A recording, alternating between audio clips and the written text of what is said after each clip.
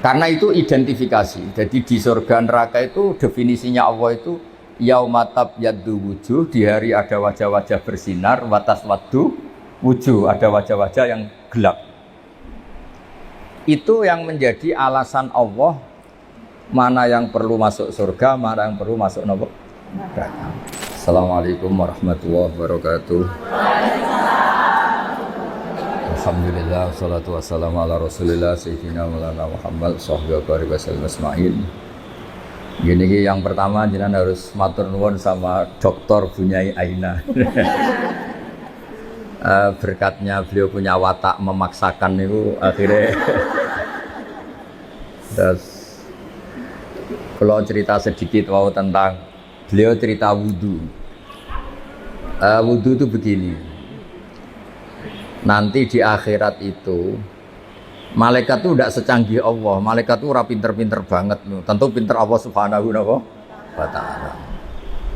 Sehingga nanti itu kata Nabi, sabda Nabi itu kalau orang wudhunya sempurna, basuh wajah sempurna, tangan, kepala sempurna, itu nanti sinarnya itu terang benderang. Sehingga identifikasi kalau ini ashabil yamin, kanan ya kanan, kalau kiri ya kiri. Jadi yang gelap gulita itu kiri, yang terang benderang itu kanan. Kalau wudhu jenengan nggak bener itu jenisnya yang kelap-kelip. Nah ini bisa kegaruk kemana-mana. Karena mau dikanankan sinarnya nggak cukup, mau dikirikan nyatanya ada sinar.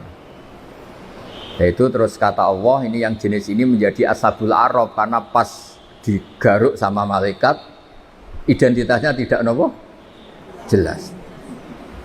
Maka kata Nabi, inna ummati yut'auna yaumal qiyamati hurran muhajjalin. Umatku nanti dipanggil Allah itu dalam keadaan wajahnya bersinar, tangan kakinya bersinar. Terus Nabi ngendikan min asaril wudhu. Semua itu efek dari wudhu. Kalau wudhunya sempurna, sinarnya itu sempurna. Nah, maka tadi Neng Aina cerita panjang lebar tentang wudhu. Jadi begini ya, wudhu itu meskipun sah dalam madhab Syafi'i ya. Dalam madhab Syafi'i itu kalau ngusap kepala itu sedikit pun itu sah. Tapi kalau dalam madhab Hanafi itu minimal itu sak bon-bonan, seperempat caranya. Ini itu apa kalau orang Jawa? Bon-bonan.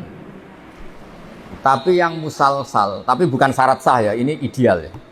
Yang musalsal sampai Rasulullah itu terutama bagi cowok kayak Gus Sofa ini begini. Nabi memasukkan coba pegang ini. Ini enggak ini dipegangin mic-nya. Ya Nabi memasukkan ini dua jempol ke sini, terus ini ditemukan di sini, terus begini. Musalsal. Musalsal ya. Ini begini, terus ini ditempokkan gini, terus begini sampai sebelah. Sehingga semua kepala kita ini kena asaril wudhu, kena wudhu. Karena di antara identifikasi orang baik, ya itu ada istilah yauma taral mu'minina wal mu'minati yas'a nuruhum baina aydihim wa bi aymanihim. Nanti di akhirat itu para malaikat tuh melihat ini wajahnya bersinar apa enggak. Sekali bersinar langsung dikategorikan partai kanan. Kalau yang tidak bersinar partai apa? Kiri. Berarti partai terlarang. Terus kemudian disekat. Faduriba bainahum bisuril lahu bab, disekat. Nah sekat ini nanti yang menjadi pagar Iqbal ya, menjadi apa? Pagar. Yang temangsang karena kelip-kelip itu disebut ashabil a'raf. Ashabil a'raf itu orang kalau dimasukkan surga kuotanya nggak cukup, dimasukkan neraka pernah ke majelisnya Ning Aina kan nggak pantas. Kalau diumumkan gini kan nggak pas. Para ibu-ibu yang ikut ngaji Ning Aina di Arisalah silahkan masuk neraka kan nggak pas ya. Makanya penting, bikin paradok itu penting supaya kita tidak sah masuk apa? Neraka. Makanya ada pengarang Burdah itu terkenal sekali. Pernah dengar tuh kitab apa? Burdah. Itu yang ngarang namanya Muhammad bin Said Al-Busiri. Namanya itu Muhammad. Benar-benar Muhammad namanya. Beliau dalam doanya itu lucu. Ya Allah, nama saya ini Muhammad. Sehingga kalau nanti engkau manggil, wahai Muhammad masuklah ke neraka, itu paradok. Engkau adalah zat yang nggak pantas bersikap apa? Paradok. Wahai Muhammad, masuklah ke. Itu paradok apa pas? Paradok. Makanya terus disunatkan punya nama yang baik supaya nanti misalnya, nah sehingga kalau nama kita kadung misalnya nama biasa atau nama Jawa gak apa-apa, tapi nanti punya nama baru ikut majelis apa? Taklim atau majelis ar-risalah. Jadi wudhu itu penting sekali. Karena itu identifikasi. Jadi di surga neraka itu definisinya Allah itu yaumatab yaddu wujuh, di hari ada wajah-wajah bersinar, watas waddu wujuh, ada wajah-wajah yang gelap. Itu yang menjadi alasan Allah mana yang perlu masuk surga, mana yang perlu masuk neraka. Nah, tentang tauhid supaya sampai tidak terjebak ateis atau komunis. Saya pernah ngaji sama orang-orang Pertamina di pondoknya Gus Zofur Maimun, yang isi beliau sama saya. Ada orang tanya, Gus, andaikan ada orang ateis atau komunis atau non, dia sosialnya bagus tapi nggak iman sama Allah, dia suka bersedekah, berderma, masa ia menjadi ahli neraka? Kayaknya kok kasihan ya. Padahal kata kitab akidah, orang yang kafir tetap masuk neraka meskipun dia baik secara apa? Sosial. Terus saya punya analogi. Analogi itu kias. Misalnya saya punya rumah, ini rumah saya, ada kulkas isinya buah lengkap, ada makanan, rampatan, ada semua. Terus ini Gus Iqbal atau Gus Sofa ini masuk, terus ibu-ibu dibagi, ini silahkan makan, silahkan makan. Kira-kira orang itu nganggap Gus Sofa itu baik, nyun sewu, apa maling? Dari segi ngasihnya baik, tapi yang dikasihkan milik orang. Tidak ngakui jasanya yang punya. Ketika Anda baik tapi ateis, oh silahkan minum. Tapi kamu nggak pernah berpikir kalau itu minum itu ciptaannya Allah Subhanahu wa Ta'ala. Oh silahkan tempat rumahku. Memangnya bunyi gayanya yang bahaya kan? Gayanya Allah Subhanahu. Masuk toh? Artinya betapa fatalnya orang yang tidak ngakui Allah Subhanahu wa Ta'ala. Ketika orang nggak ngakui eksistensi Allah, ternyata apa? Dia ngamal atau berderma dengan sesuatu yang tidak miliknya, tapi merasa miliknya. Itu buruk apa baik? Buruk. Nah itu kenapa orang-orang yang tidak ngakui eksistensi Allah, apapun baiknya tetap kena sanksi. Itu ibarat Gus Sofa atau Gus Iqbal ini masuk rumah saya, isi kulkas disedekahkan, isi uang disedekahkan. Dari segi sedekahnya baik, tapi ditangkap tuh sama Bu Bulwan itu dianggap pidana ya. Itu kira-kira diapresiasi apa ditangkap? Ditangkap apa diapresiasi? Ditangkap. Ibu-ibu kalau numpang suami sedekah sama tetangga gak pamit suami, diapresiasi apa dimarahi?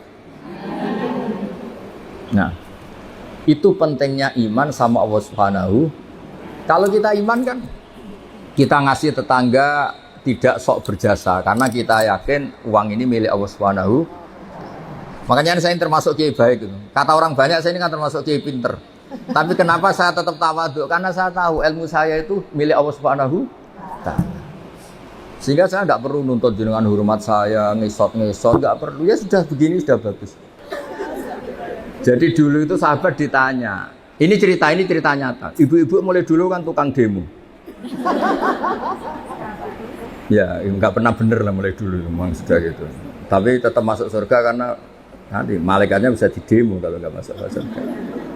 Ibu itu ngaji sama Nabi. Itu ada yang jilbabnya miring, ada yang nggak pas. Mungkin sebagian ada yang, pokoknya ada yang nggak pas.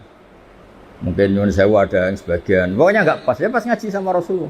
Ya Nabi betul, Nabi Sayyidul Awalin wal Akhirin. Bareng Umar datang ke majelis, semuanya ibtadarnal hijab, semuanya menata apa? Hijabnya rapi gitu. Aku yakin ini adekan tidak ada yang mungkin nggak setegang ini. Misalnya sama saya saja, mungkin ibu-ibu rileks. Ini ngaji sama orang baik, jadi rileks. Ketika Umar datang itu langsung ibtad, semuanya nata apa? Jilbabnya. Umar malah tersinggung. Dasar perempuan-perempuan jelek, nggak punya akhlak sama Rasulullah. Sama Rasulullah pakai jilbab nggak bener, tapi sama saya malah bener. Jawabnya ibu-ibu, karena Rasulullah itu baik. Karena Rasulullah itu wa anta afaddu wa aghlad. Afaddu itu Anda itu orang yang sadis. Bisanya nyalahkan, biasanya marah.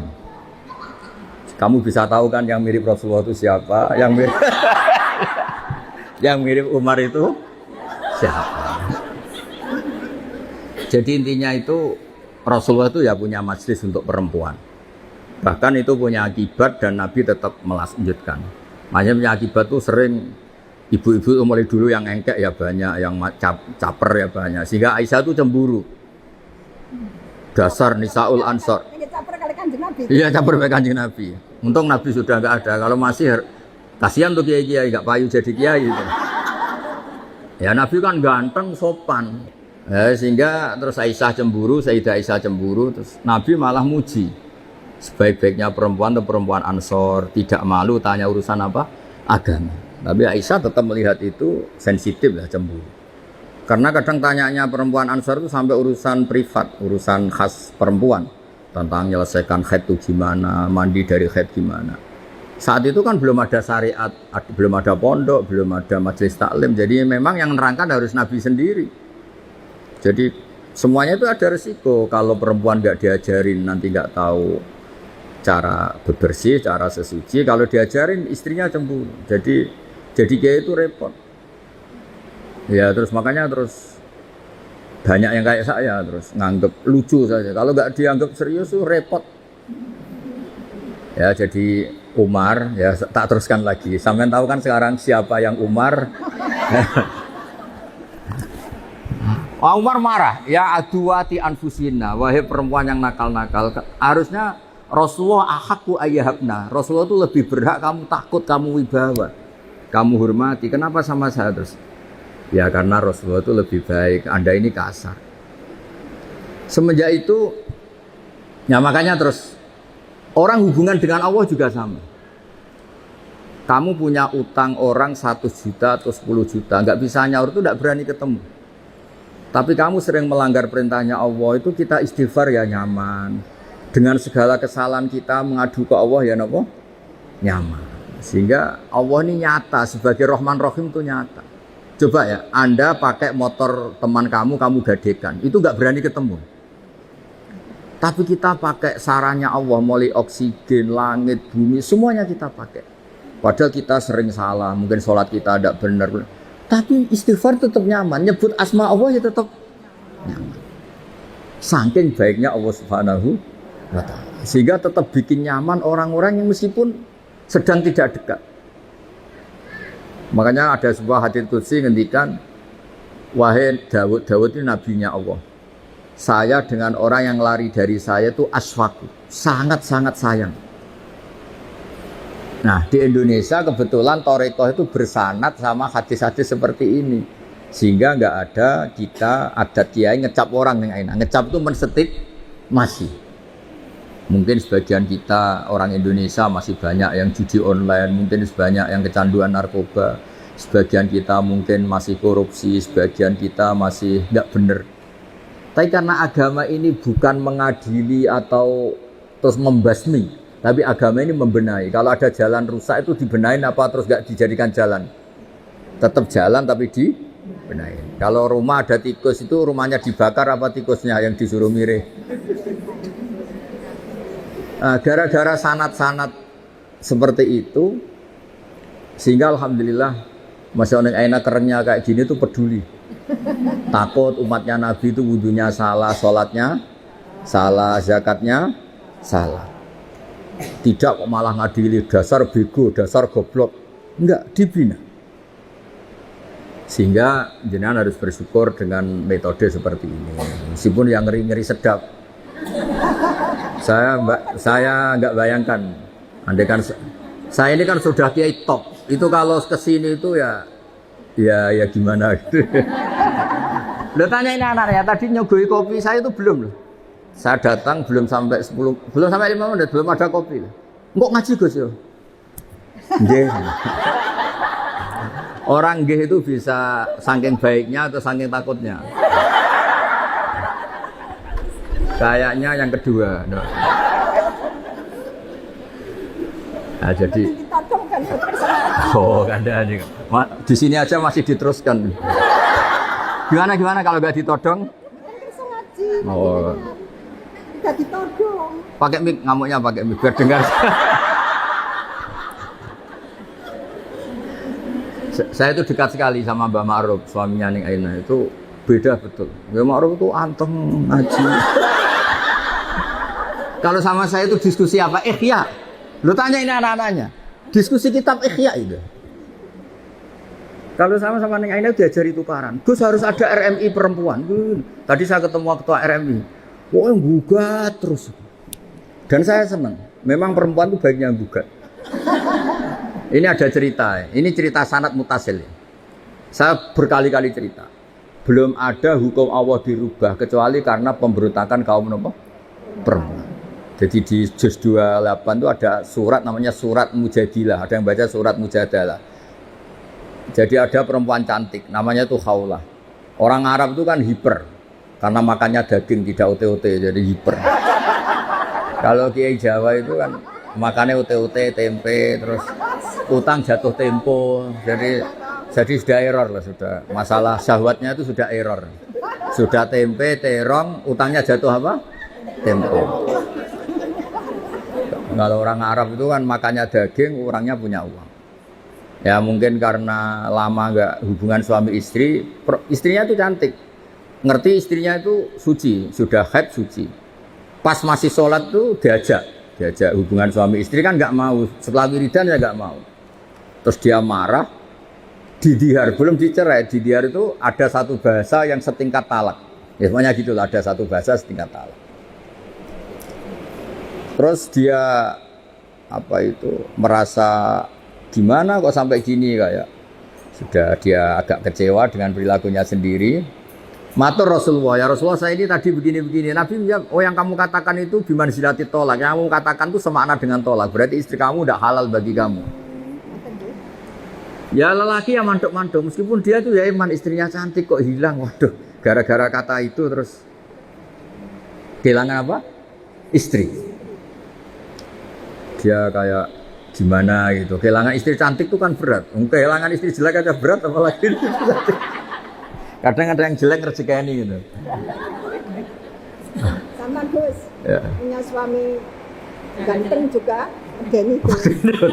Ganteng punya uang, nak kere gak berarti medeni. Karena kalau ganteng kere itu terus error ya, nggak menarik ya. Terus ngowah-ngowah kayak orang. Walhasil terus ya sudah hukumnya itu cerai. Si suami ini langsung nurut sama Nabi, kehilangan istri. Pulang. Kata istrinya gimana kata Nabi? Dihukumi cerai. Wow, dilabrak Nabi ini perempuan ini. Dilabrak. Ya Rasulullah ini hukum apa? Enggak benar hukum yang kamu katakan tuh enggak benar. Ini hukum apa? Apa-apaan? Kalau saya dicerai ketika masih cantik enggak apa-apa. Lelaki itu sudah menghabiskan muda saya, cantik saya. Ketika cantik saya, muda saya hilang, terus kamu hukumi cerai. Kalau dulu nggak apa-apa, sekarang saya ini sudah tua. Saya ini punya anak banyak. Kalau dirawat dia, mesti terlantar, katut babon lain katanya.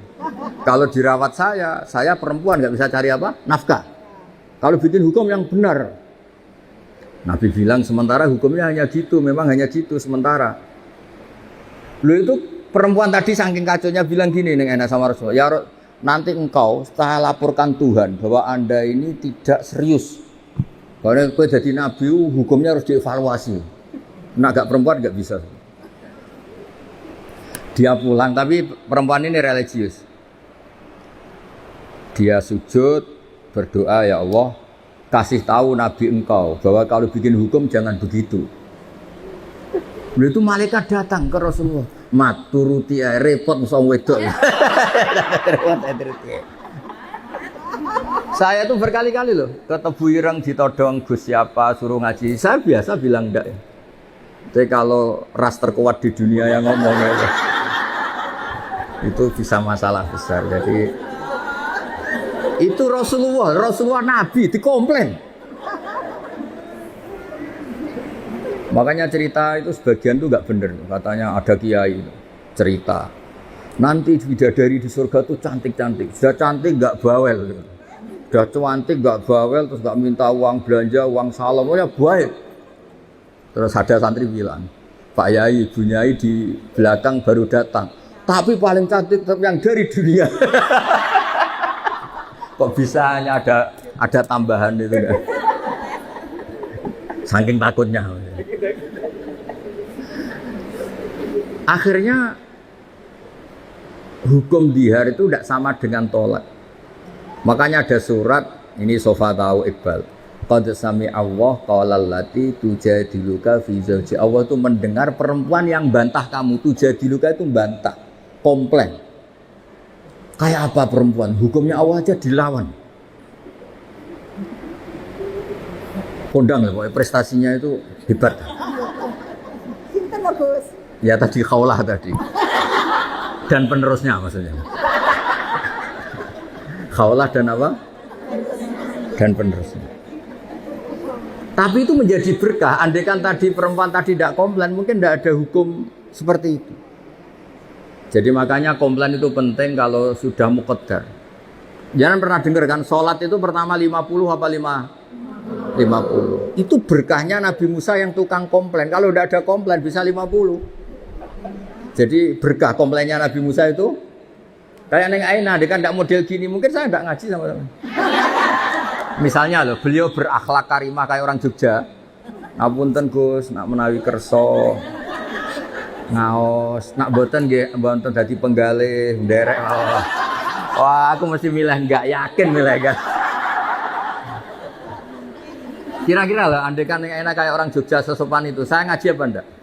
Oh enggak, pasti enggak. Itu butuh teror itu. Saya itu berkali-kali di Sidogiri, di pondok-pondok itu kan masih keluarga itu.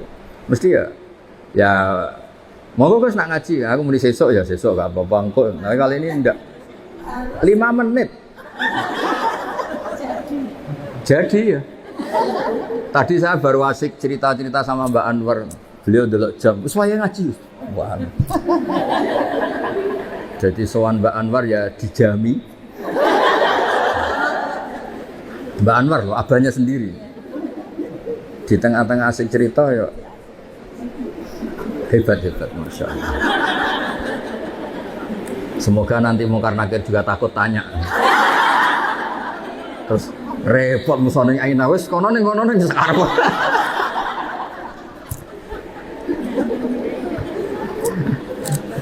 Jadi Allah itu memang zat yang luar biasa. Sesuatu itu kalau didesain sesuai awalnya itu mesti bagus. Meskipun kita kadang tidak cocok. Misalnya perempuan itu komplain, itu ya memang Allah desain gitu. Mungkin baiknya komplain. Saya itu sering dilapori santri-santri yang awal nikah. Gus, istri saya itu sering minta uang saya, padahal saya ini orang miskin, gimana ini? Tak jawab, ya sudah minta lelaki lain. Wah jangan Gus. Langsung. Berarti itu, ya memang sunahnya perempuan mau minta uang siapa kalau nggak sama. Ada yang cerita lagi, Gus istri saya sering marah sama saya, gini. Ya sudah biar marah sama tetangga. Jangan Gus nanti malah gimana. Artinya apa? Ya sudah desainnya perempuan itu minta sama suaminya, marah itu desain yang apa? Bagus. Maka para lelaki harus nikmati itu, harus mulai nikmati itu. Nikmati radio bobrok ini. Tidak harus. Karena kalau nggak dinikmati ya bisa stroke gitu.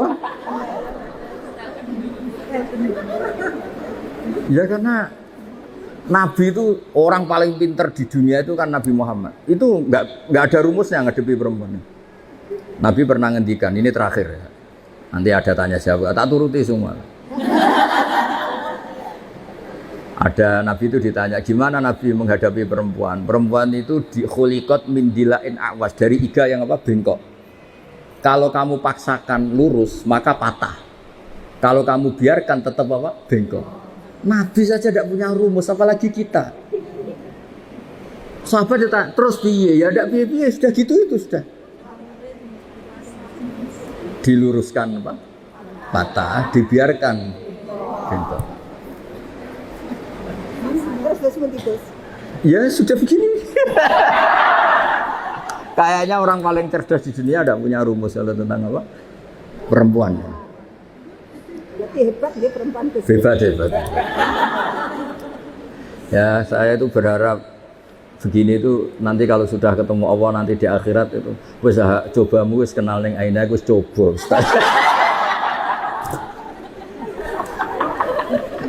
Insya Allah berkait dicoba ini min ahlil apa? Jannah.